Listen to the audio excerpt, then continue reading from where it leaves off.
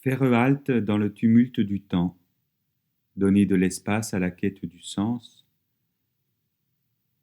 laisser l'instant s'ouvrir aux retrouvailles, tramer les fils de la patience jusqu'à toi, tel un corps de femme tissant l'enfant à naître, pour te rejoindre enfin là où le silence éclot.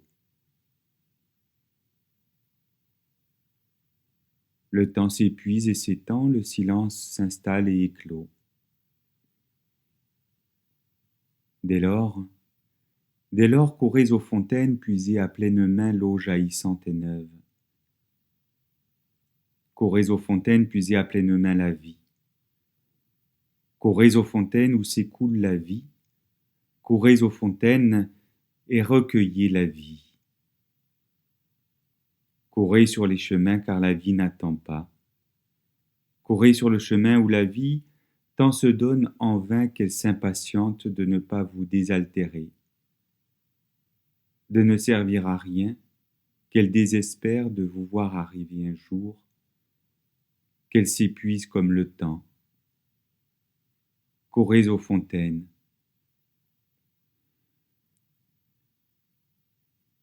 Dieu est au milieu de vous. Dieu est au milieu de vous, ici, là, par-delà, au détour du chemin, dans ce ruisseau glapissant, dans ce cours d'eau bouillonnant. Dieu est au milieu de vous, Dieu Père, Dieu Fils, Dieu Esprit Saint est au milieu de vous, offrant dans cette présence assurée grâce et paix sur vos vies. Offrant dans cette présence démesurée grâce et paix en vos vies. Offrant dans cette présence éclairée grâce et paix pour vos vies. Amen.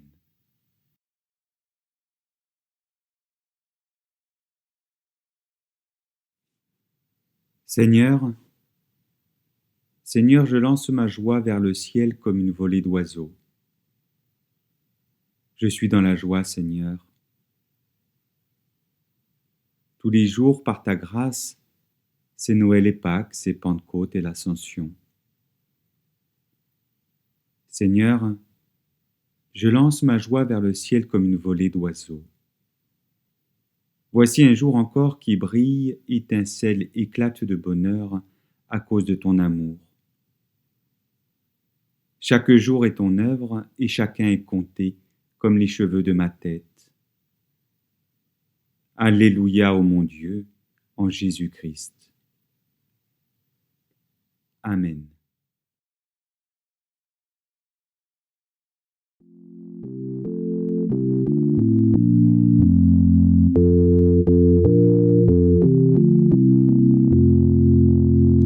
Comme un cerf altéré brame, pourchassant le frais des eaux. Ô Seigneur, ainsi mon âme soupire après tes ruisseaux. Elle a soif du Dieu vivant, elle s'écrie en le cherchant. Ô mon Dieu, quand donc sera-ce que mes yeux verront ta face? Mon seul pain, ce sont mes larmes, nuit et jour en tous les lieux. On se rit de mes alarmes, on me dit où est ton Dieu? Mon cœur songe au temps passé, vers ton temple j'avançais, aux accents de la trompette, au milieu du peuple en fête. Mais pourquoi pleurer mon âme et frémir d'un tel effroi, quand celui que tu réclames est toujours auprès de toi? Tourne-toi vers ton Sauveur, il apaisera ton cœur.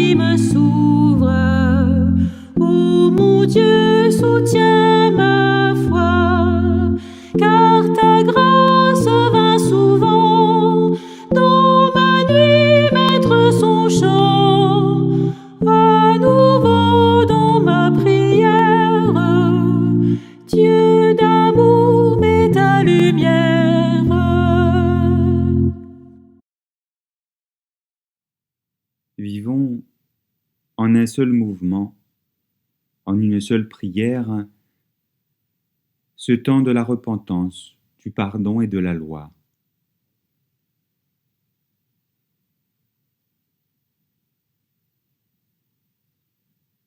Dieu, ô mon Dieu, j'épelle ton nom dans la nuit. Tu es esprit, esprit de vérité, esprit de bonté, Saint-Esprit qui n'habite pas en moi. Dieu, j'épelle ton nom dans ma nuit. La nuit de ma chair, ma nuit mortelle, j'ai vu resplendir ta loi, j'ai su qu'elle était bonne, je l'ai aimée. Pourtant je n'ai pas pu. Comme l'oiseau à l'appel du printemps se heurte, ivre de soleil, au barreau de sa cage, j'ai su que j'étais prisonnier, enfermé, lourd, perdu. Dieu, j'épelle ton nom dans la nuit. Qui me délivrera de ce corps de mort?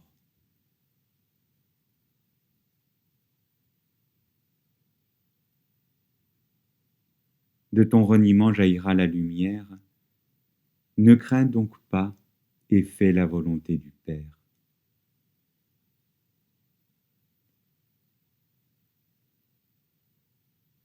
Cependant, ne t'endors pas. De ta veille en esprit et en vérité sur la vie, sur ta vie, en dépend aussi la lumière qui monte et qui éclairera d'un jour nouveau ce monde, ton monde. Amen.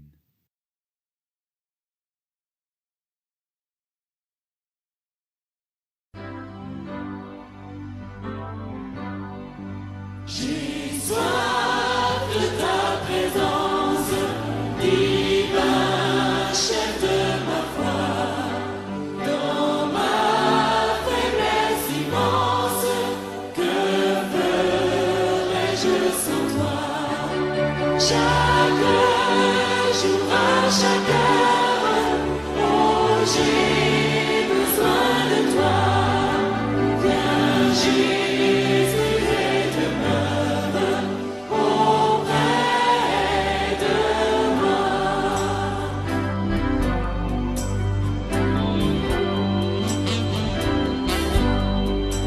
Les ennemis dans l'ombre rôdent autour de moi, accablent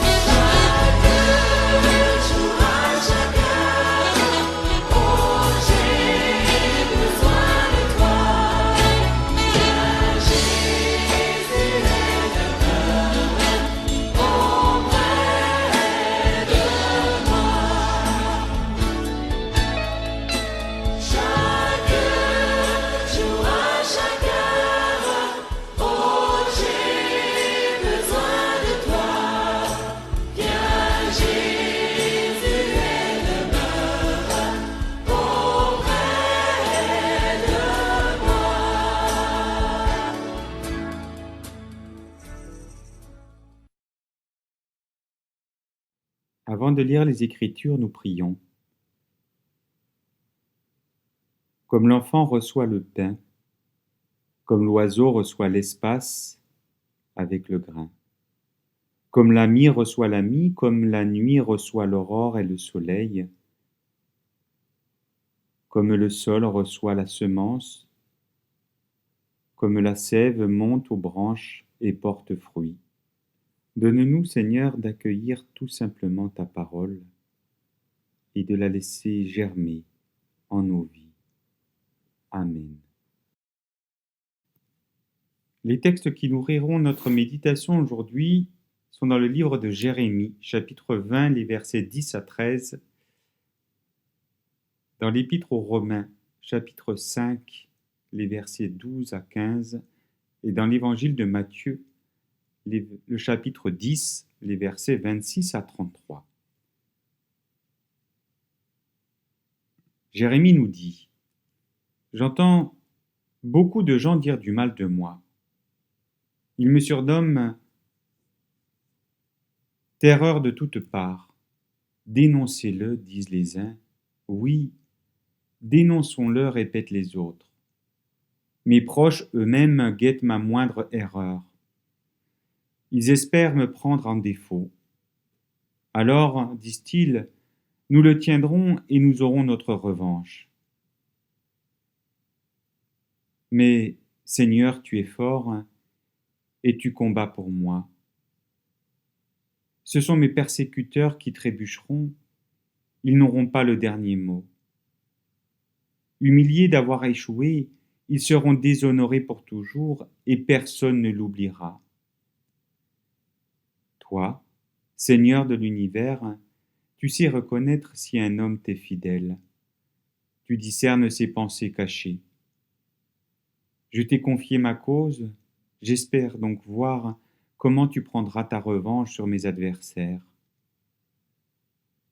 Chantez pour le Seigneur, acclamez-le, car il a arraché le malheureux aux griffes des malfaiteurs. Dans l'Épître aux Romains, au chapitre 5, voilà ce qui nous est dit.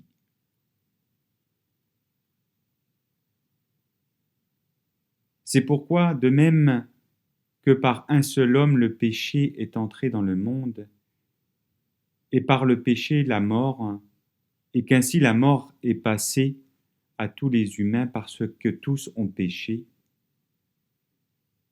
Car jusqu'à la loi, le péché était bien dans le monde, mais le péché n'est pas mis en compte quand il n'y a pas de loi. Pourtant,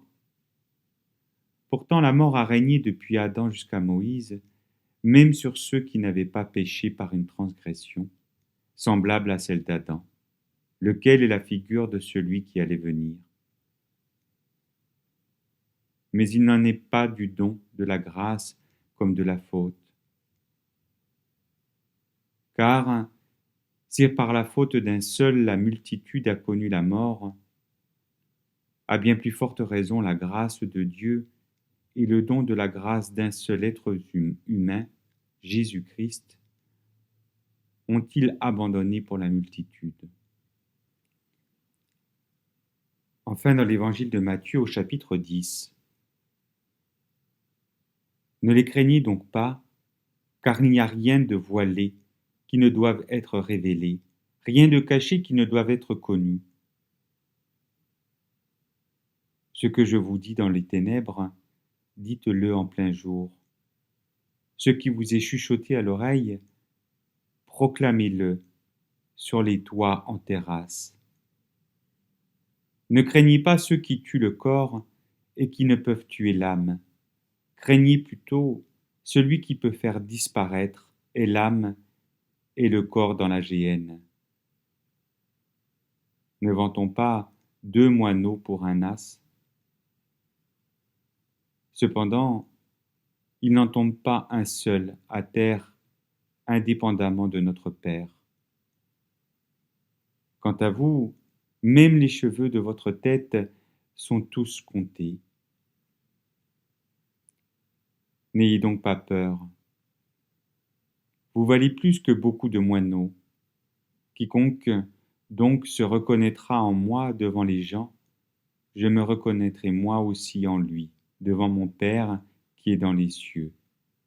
Mais si quelqu'un me renie devant les gens, je le renierai moi aussi devant mon Père qui est dans les cieux.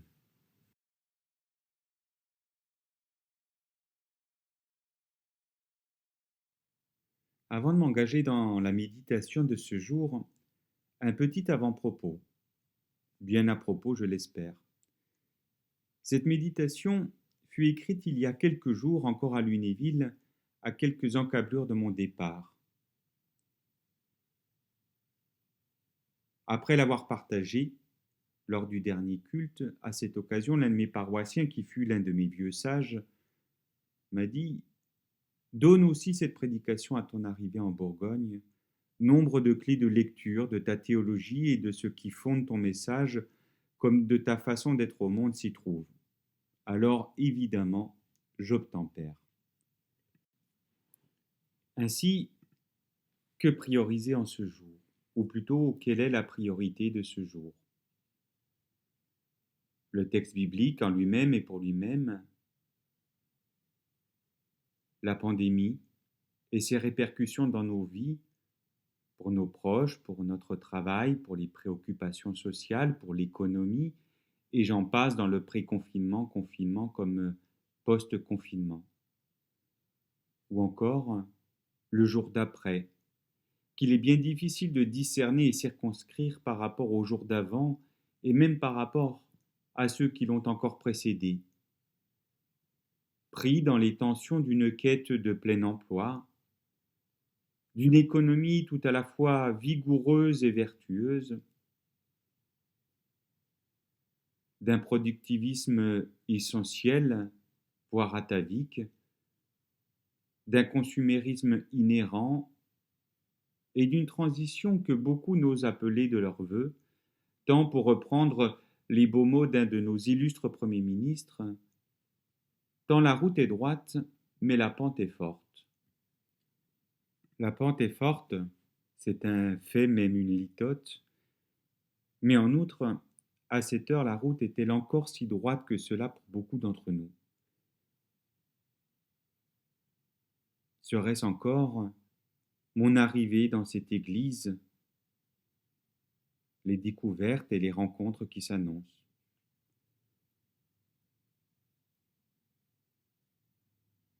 Que prioriser en ce jour, ou plutôt, quelle est la priorité en ce jour?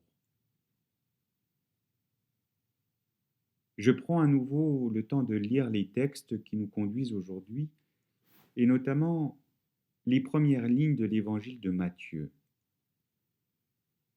N'ayez pas peur des gens, tout ce qui est caché, on pourra le découvrir, et tout ce qui est secret, on pourra le connaître.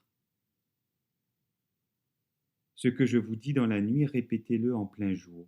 Ce que vous entendez dans le creux de l'oreille, criez-le sur les places. N'ayez pas peur des gens qui tuent le corps. Ils ne peuvent pas tuer la vie qui est en vous. Celui que vous devez respecter avec confiance est Dieu.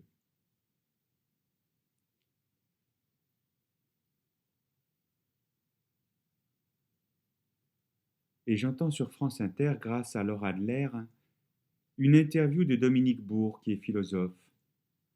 Une interview dont je vous partage un court extrait singulier, la lecture de l'un de ses textes récents qu'il a vraisemblablement écrit pendant le confinement, intitulé « Arrêtons le progrès, résistons ensemble pour que renaissent les jours heureux ». Un texte lu par la comédienne Clotilde M. Et je vous invite à tendre l'oreille. Le texte est lu, certes, un peu rapidement.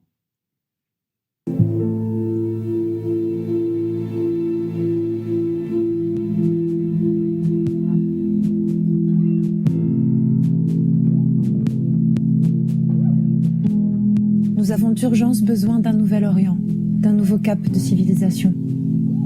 Si l'on veut ne serait-ce que sauver notre peau climatique, nous devons impulser un cap nouveau à une civilisation en perdition.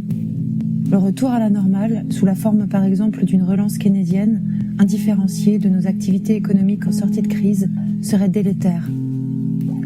Afin de ne pas exploser une élévation de la température de 2 degrés dans les toutes prochaines décennies, nous devons en effet réduire dans les 10 ans nos émissions carbonées. Il ne s'agit pas d'un serrage momentané du frein à main comme pour le Covid, mais d'une décélération brutale de nos économies, pour engager ensuite une vitesse de croisière, en vue d'un profil d'activité nouveau, méconnaissable eu égard au passé. Nous avons été modernes, productivistes, jusqu'à la folie. Sous prétexte de nous extraire de la vallée des larmes par une quête de richesse matérielle éperdue, sans limite, nous sommes sur le point de la transformer en désert brûlant. À côté de quoi le Covid-19 est une pichenette sanitaire. Nous avons d'urgence besoin d'un nouvel Orient, d'un nouveau cap de civilisation. Modernes, nous nous étions assignés comme but de produire toujours plus et de redistribuer cette richesse. Tel était le fondement de notre civilisation. Celle-ci était à même d'accueillir un système d'alternance démocratique. Nous pouvions nous opposer sur les moyens optimaux de produire et sur les critères de redistribution de la richesse ainsi produite. Quel nouveau cap ? Même si ça ne saurait suffire, il convient en premier lieu de poser la question suivante. Qu'est-ce qui détruit l'habitabilité de la Terre ? La réponse est limpide. Les flux de matière et d'énergie sous-jacents à nos activités économiques, lesquels sont directement liés à nos niveaux et modes de vie. Un seul exemple. Les 10% les plus riches sont responsables de la moitié des émissions mondiales. La moitié la plus pauvre n'émet que 10% des gaz mondiaux. Première conséquence, nous allons devoir produire beaucoup moins et même restaurer au long cours les sols et les écosystèmes. Premier objectif donc. Deuxième objectif, réduire les inégalités et plafonner la richesse qui débouche sur un droit effectif de détruire la vie sur une planète exsangue.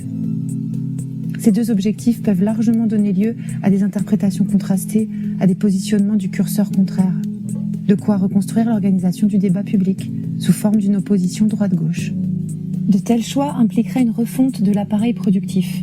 Ce dernier devrait s'orienter plus sur les infrastructures que sur de petits objets. Que l'on songe seulement à la nécessaire transformation de nos villes, afin qu'elles puissent résister tant à la chaleur qu'à la décrue énergétique.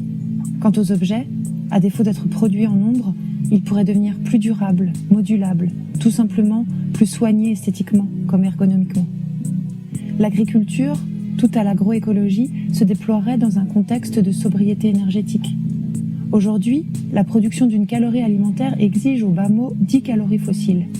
Ce sont en conséquence entre 20 et 30% de la population active qui pourrait y être allouée, surtout à certains moments. Évoquons encore un aspect de ce futur possible, la spiritualité. La modernité nous a convaincus qu'on pouvait réaliser, épanouir notre humanité par la possession matérielle et la consommation sans cesse réactualisée. Et c'est évidemment ce qui n'aurait plus aucun sens. Quid alors des modalités nouvelles de réalisation de soi ? Quelques indices permettent de suggérer qu'une refonte de nos relations au vivant pourrait y jouer un rôle fondamental. Le lecteur l'aura compris, ce n'est pas à toute forme de progrès que nous nous opposons, mais à une acception étroite, réductrice et égoïste, tant socialement qu'eu égard aux vivants sur Terre. Quant à la connaissance, elle constitue à nos yeux une valeur fondamentale. C'est par la connaissance que nous pourrons tant échapper aux raids du Covid qu'anticiper la menace climatique. Mais le vrai devrait à nouveau être associé au beau et au bien commun.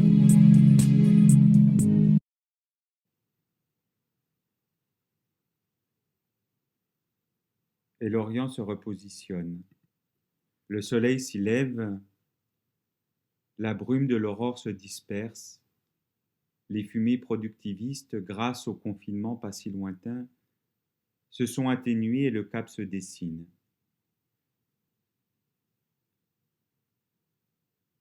Me revient alors ce que j'avais pu dire lors d'une prédication à Dombasle il y a quelques mois. Quelques petits mois à quelques pas du confinement lorsque la pandémie s'installait déjà. L'Australie, quant à elle, était en flammes et les répercussions se faisaient déjà sentir d'un continent à l'autre. À cette occasion, Mathieu nourrissait déjà la méditation et Jacques Chirac nous exhortait sans modération ni tempérance à l'image de son tempérament. Notre maison brûle et nous regardons ailleurs. Notre maison brûle et nous regardons ailleurs, quand bien même un continent est en feu.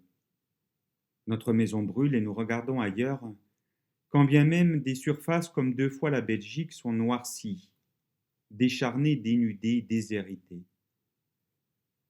Notre maison brûle et nous regardons ailleurs, quand bien même plus d'1 milliard d'animaux sont déjà morts. Notre maison brûle et nous ne pouvons plus regarder ailleurs, même au-delà du Pacifique à 12 000 kilomètres, au Chili comme en Argentine, et pourtant, notre maison brûle et nous continuons à regarder ailleurs indéfectiblement. Et pourtant, notre maison brûle et nous continuons à regarder ailleurs inlassablement. Et pourtant, notre maison brûle et nous continuons à regarder ailleurs, inébranlables que nous sommes, tel un roc. Pourquoi parler de cela ce matin? Pourquoi relever la situation climatique et ses drames environnementaux au regard des textes de ce matin, disais-je déjà alors? Peut-être pour rien, peut-être certainement sans aucune hésitation pour rien. Rien n'interdit, ou plutôt tout réclame, tout exige de plus en plus fort que nous en parlions et que nous devenions une énorme chambre d'écho à cette situation sur laquelle nous avons été alertés depuis bien trop longtemps. Et nous n'avons besoin de plus aucune justification pour parler de cette situation, pour s'imprégner de cette conjoncture, pour méditer et ressusciter sur cette incarnation où la mort rôde. Plus aucune justification n'est nécessaire, la vie seule le demande et l'exige. L'Orient se dessine et le jour se lève. Et aujourd'hui, à nouveau, je pose la question. Pourquoi parler de tout cela? Pour rien. Rien n'interdit, ou plutôt tout réclame de plus en plus fort que nous en parlions et que nous devenions une énorme chambre d'écho à cette situation sur laquelle nous avons été alertés depuis bien trop longtemps.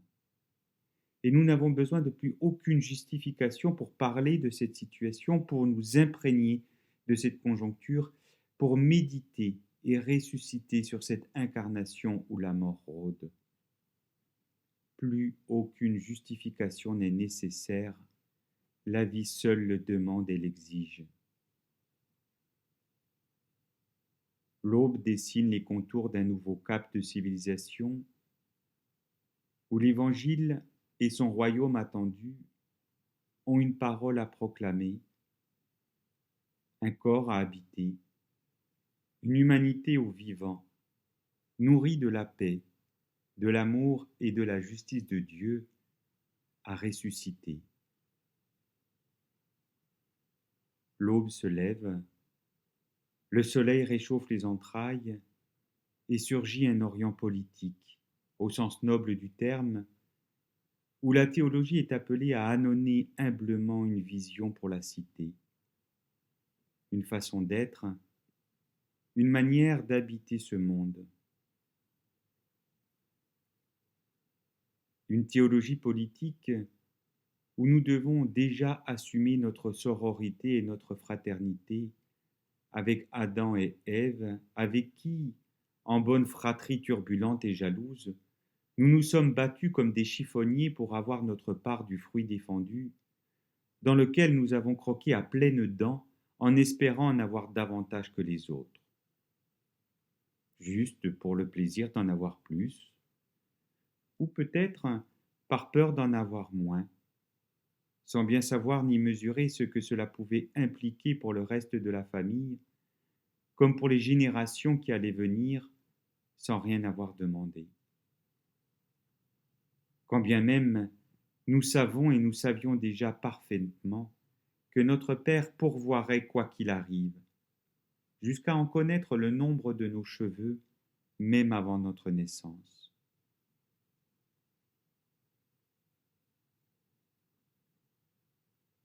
Une théologie politique audacieuse et exigeante qui laisse surgir une autre spiritualité que celle qui conduit nos vies, depuis des décennies dans les méandres du consumérisme, du matérialisme, de l'individualisme, et fait couler dans nos veines la logique et l'appétence boulimique du toujours plus sans limite ni frustration, à l'image d'un jardin d'Éden offert totalement à l'exception d'une seule chose que nous nous sommes empressés d'ingurgiter.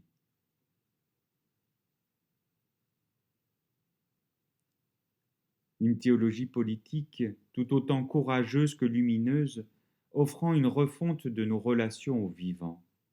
Une théologie politique proclamant et encourageant une refonte non pas utopique ou idéaliste, mais une refonte incarnée de nos relations au vivant.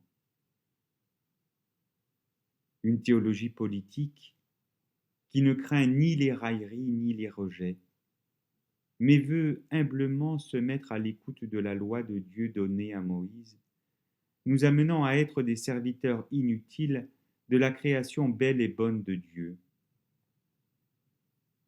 Quand bien même nous entendrions beaucoup de gens dire du mal, ils nous appelleraient « la peur est partout ». Certains diraient même « dénoncez-les ». D'autres répondraient « oui, dénonçons-les ». Nos amis eux-mêmes attendraient que nous tombions. Ils diraient « ils se laisseront peut-être surprendre, alors nous serons les plus forts et nous nous vengerons d'eux ». Quand bien même tout cela, n'ayez pas peur. Pour Dieu, vous êtes plus important que beaucoup de petits oiseaux. N'ayez pas peur. Il y a une grande différence entre le don gratuit de Dieu et la faute d'Adam. Oui, à cause de la faute d'un seul homme, Adam, un grand nombre de gens sont morts. Mais le don gratuit de Dieu est beaucoup plus important. Ce don, Dieu l'a accordé par un seul homme, Jésus-Christ, et ainsi il a répandu généreusement ses bienfaits sur un grand nombre de gens. Le don de Dieu produit un autre résultat que le péché d'un seul homme. En effet, après le péché d'un seul, Adam, le jugement de Dieu a eu pour résultat de condamner les êtres humains.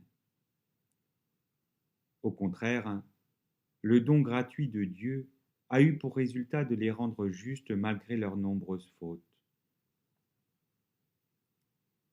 Oui, par un seul homme, par la faute d'un seul, la mort a frappé tout le monde. Mais par le seul Jésus-Christ, les êtres humains reçoivent beaucoup plus de Dieu. Il leur donne gratuitement ses bienfaits et il les rend justes.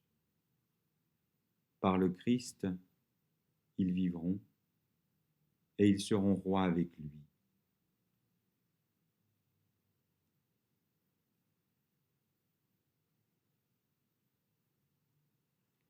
L'Orient se lève. Mes amis, ma sœur, mon frère, l'Orient se lève. Vas-tu rester assis en attendant que le Christ de gloire vienne te porter sur son dos pour te relever? Mes amis, ma sœur, mon frère, l'Orient se lève. Lève-toi avec lui et marche, ta foi t'a sauvé. Amen.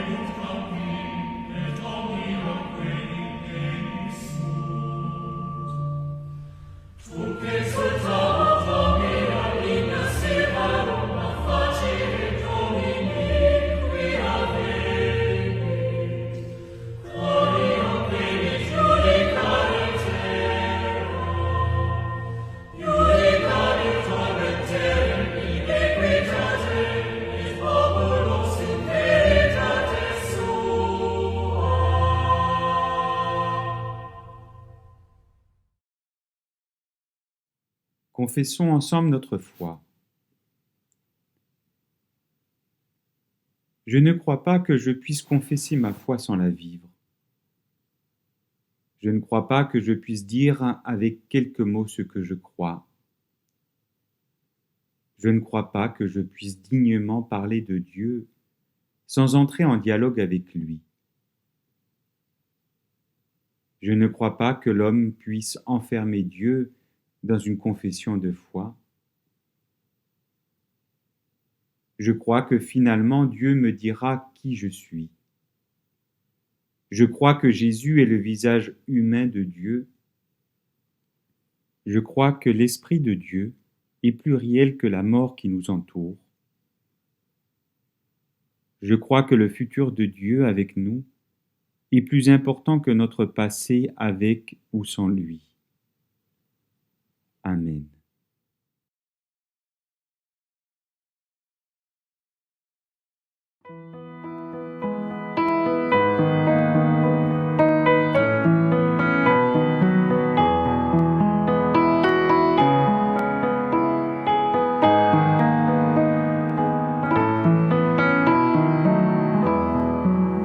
C'est vers toi que je me tourne, je veux marcher dans tes voies.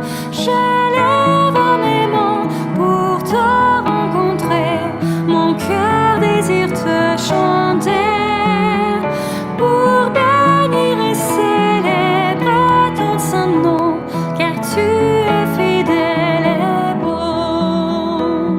Seigneur, oh Seigneur, je veux te donner. Seigneur, oh Seigneur, ma vie à jamais.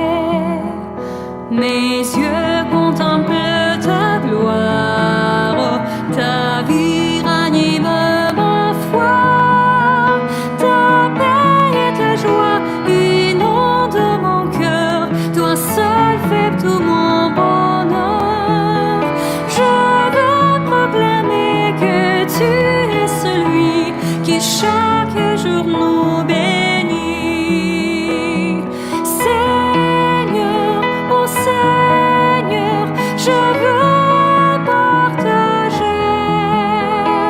Seigneur, oh Seigneur, ton éternité.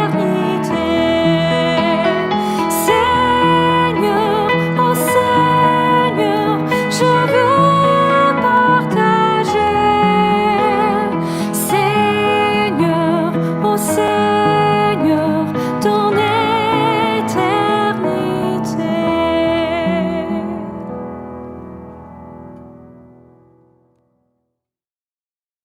Pour nous accompagner dans cette intercession, laissons-nous porter au moins en partie par les mots de sœur Myriam, diaconesse. Mon Dieu, ô mon Dieu, je ne sais pas prier, je ne sais pas si tu es là. Je ne sais pas ce que tu fais de mon cri, de ma peur, de mon ennui. Je ne sais pas ce qu'on nomme prière. Est-ce, mon Dieu, ce soupir immense qui monte des profondeurs de ma vie et semble se perdre comme un souffle dans le ciel? Est-ce, mon Dieu, cette timide confiance qui ose à peine croire à demain? Est-ce, mon Dieu, cet appel qui semble se perdre comme l'écho dans les montagnes? Mon Dieu, ô mon Dieu, je ne sais pas prier, je n'ai jamais croisé ton regard, je n'ai jamais vu ton sourire, je n'ai jamais serré ta main, tu n'as pas marché près de moi. Mon Dieu, comment pourrais-je te prier?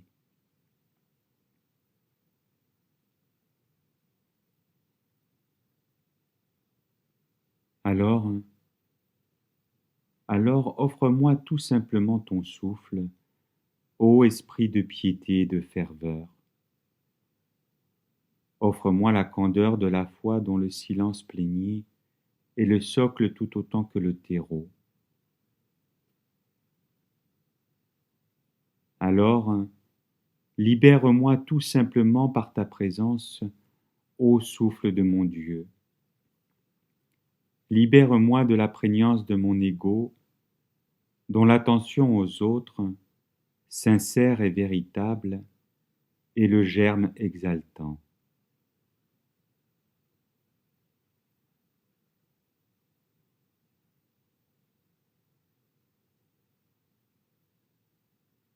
Notre Père, qui es aux cieux, que ton nom soit sanctifié, que ton règne vienne, que ta volonté soit faite sur la terre comme au ciel.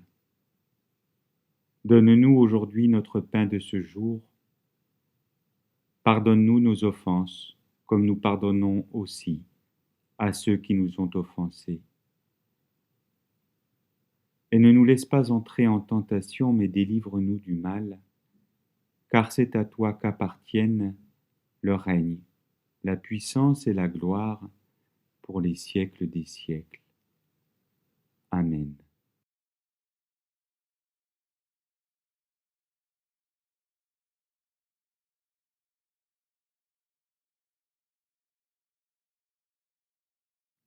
Vive la vie, dit Dieu.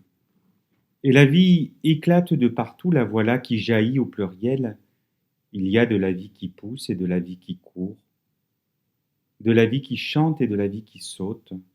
La vie surprend, étonne, évolue, meurt et renaît. On ne la retient pas. Elle éclot sous toutes ses formes, sous toutes ses énergies. Elle s'appelle vie des arbres, vie des oiseaux, vie des êtres et des choses, jour et nuit, saison et époque, ère et milliards d'années. Et toi dans tout ça, tu seras le gardien, le veilleur, le jardinier, afin que tout cela tourne, danse et chante. Tu arrangeras et tu transformeras. Tu inventeras et tu protégeras. Mais je t'en prie, n'étouffe pas la vie. Tout cela, je te le confie. Je remets entre tes mains, tu seras responsable. Je ne te dis pas quoi faire ni comment t'y prendre, tu verras. Je te donne une source, à toi d'apprécier, de mesurer, de comparer, de prendre des initiatives, de rectifier, de te relever, de repartir. Alors vas-y, je te fais confiance et vive la vie. Les anges du tombeau nous disent « Pourquoi pleures-tu » Le jardinier nous dit « Qui cherches-tu » Le Christ ressuscité nous dit « Va et dis-leur ». Le Seigneur nous bénit et nous garde. Le Seigneur fait resplendir sur nous sa lumière et nous accorde sa grâce. Le Seigneur tourne sa face vers nous et nous donne la paix. Alors vas-y, te dit Dieu, je te fais confiance et vive la vie. Amen.